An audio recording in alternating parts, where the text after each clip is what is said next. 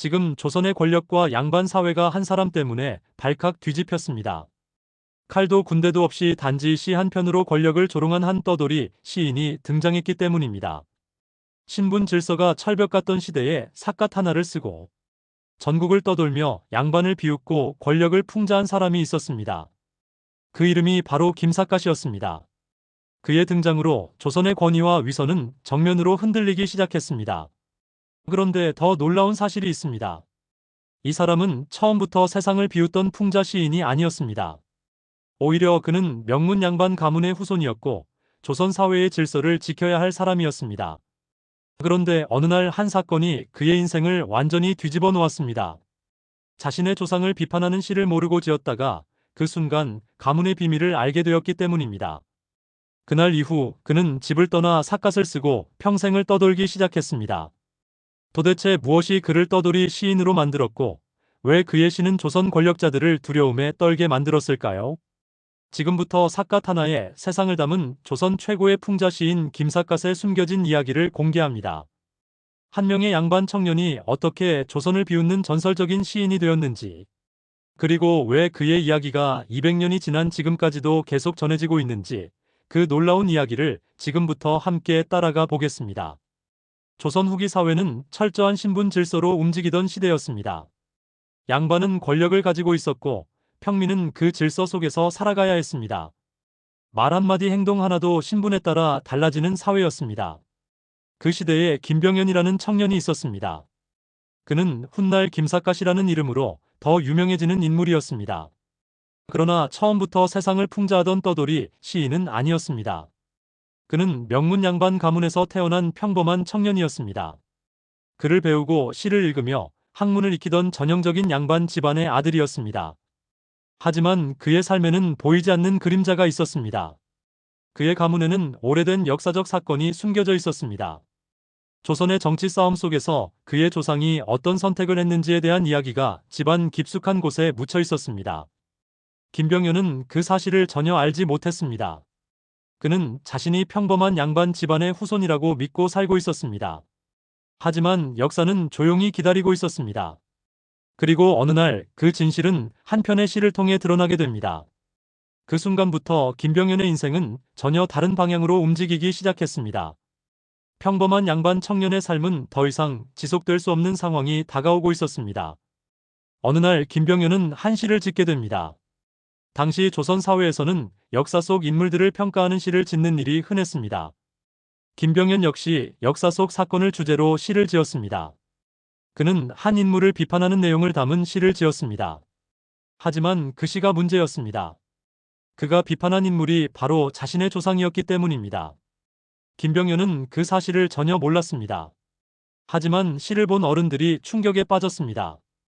그때 처음으로 김병연은 가문의 숨겨진 이야기를 듣게 됩니다. 그의 조상은 정치적 사건 속에서 한 충신을 처형하는 데 관여했던 인물이었습니다.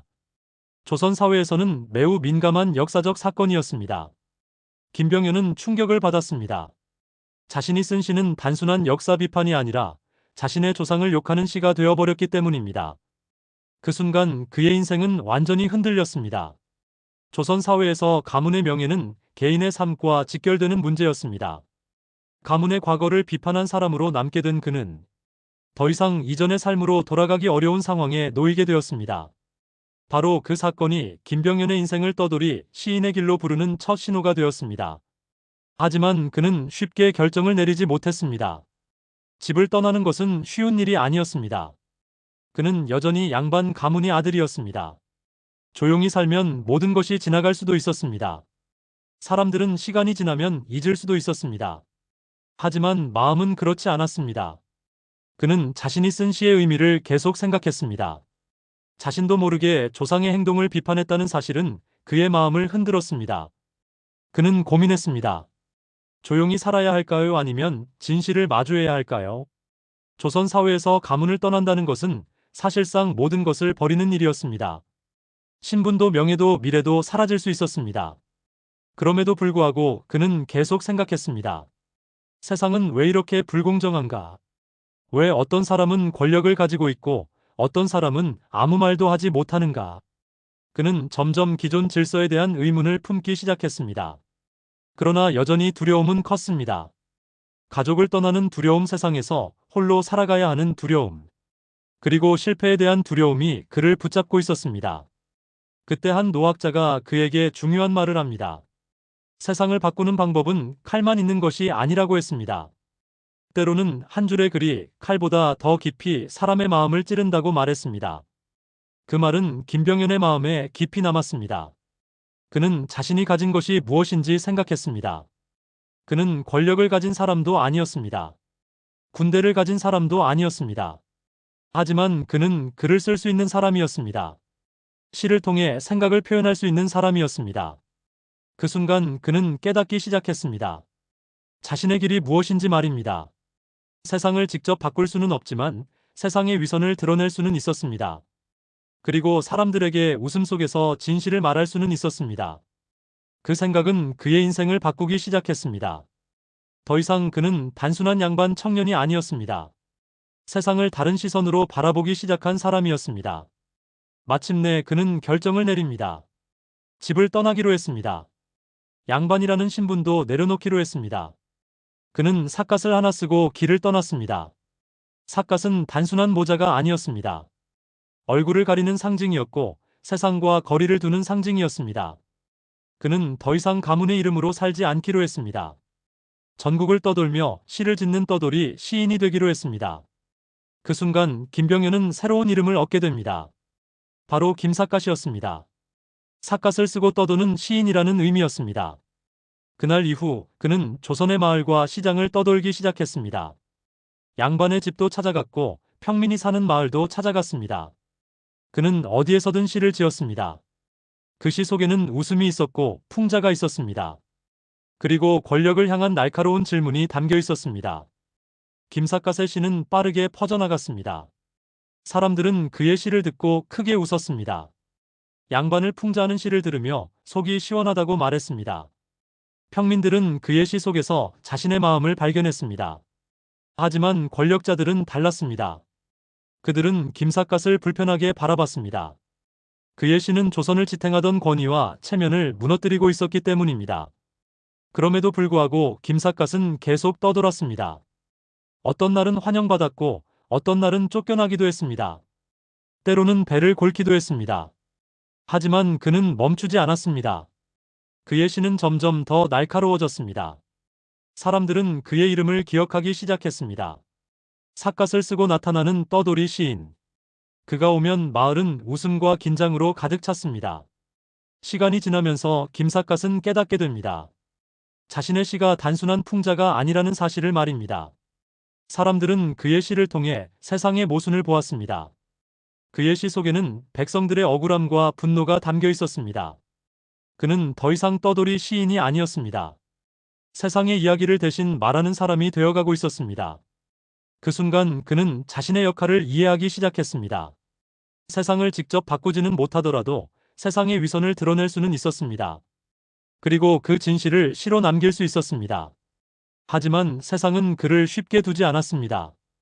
권력자들은 그의 시를 위험하게 생각했습니다. 어떤 지역에서는 그를 쫓아내기도 했습니다.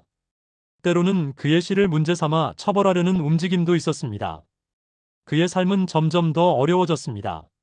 먹을 것도 부족했고 잠을 잘 곳도 없었습니다. 삿갓 아래에서 그는 외로운 삶을 이어가야 했습니다. 하지만 그는 멈추지 않았습니다. 그에게는 이제 포기할 수 없는 이유가 있었기 때문입니다. 어느 날 그는 생각했습니다. 자신은 가진 것이 아무것도 없다는 사실을 말입니다. 집도 없고 재산도 없고 신분도 없었습니다. 하지만 한 가지는 있었습니다. 바로 자유였습니다. 그는 누구의 눈치도 보지 않고 시를 지을 수 있었습니다. 세상의 위선을 마음껏 비웃을 수 있었습니다. 그 순간 그는 깨달았습니다. 삿갓은 도망의 상징이 아니라 자유의 상징이라는 사실을 말입니다. 세월이 흐르면서 그는 점점 나이가 들었습니다. 오랜 떠돌이 생활은 몸을 지치게 했습니다. 어느 날 그는 조용히 생각했습니다. 자신의 삶이 무엇을 남겼는지 말입니다. 화려한 업적은 없었습니다. 하지만 그의 시는 사람들의 기억 속에 남아 있었습니다. 김삿갓의 이야기는 점점 전설이 되기 시작했습니다. 그의 시는 사람들 사이에서 계속 전해졌습니다. 양반을 풍자한 시 세상의 위선을 비웃은 시 그리고 백성들의 마음을 담은 시가 입에서 입으로 퍼졌습니다. 그는 단순한 떠돌이 시인이 아니라 조선을 풍자한 상징적인 인물이 되었습니다. 김삿갓은 세상을 떠났지만 그의 이야기는 끝나지 않았습니다. 그의 시는 지금까지도 사람들에게 전해지고 있습니다. 삿갓 하나로 세상을 떠돌던 시인. 그는 칼 대신 시로 세상을 비웃었습니다. 그리고 그 이야기는 지금도 우리에게 질문을 던지고 있습니다. 세상이 답답할 때 우리는 어떻게 말해야 하는가? 김삿갓은 그 답을 남겼습니다. 웃으며